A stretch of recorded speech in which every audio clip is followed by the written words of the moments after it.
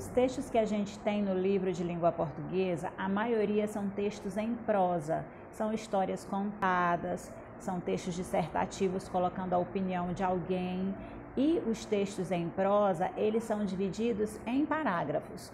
Os poemas, eles são divididos em estrofes. Cada uma daquelas partes de um poema não são chamadas de parágrafos, são chamadas de estrofes, e cada estrofe tem linhas. Cada linha daquela é chamada de verso.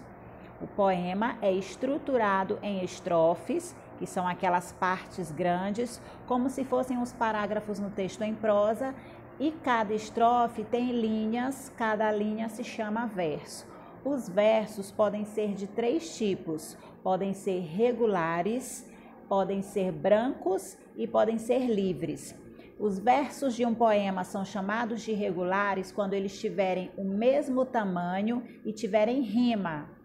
Os versos de um poema são chamados de brancos quando eles têm o mesmo tamanho, mas não têm rima. Versos brancos são aqueles que não apresentam rima. Isso é importante dizer porque tem gente que acha que todo poema tem que ter rima. Não necessariamente.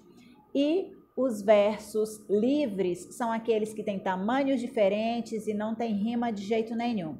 É aquele poema mais fácil para fazer, né? Com relação às estrofes, de acordo com a quantidade de versos, de linhas que cada estrofe tiver, esse poema vai ter um nome. Por exemplo, se o poema tem só 2 versos nas estrofes, essas estrofes são chamadas de dístico. Dístico é a estrofe com 2 versos.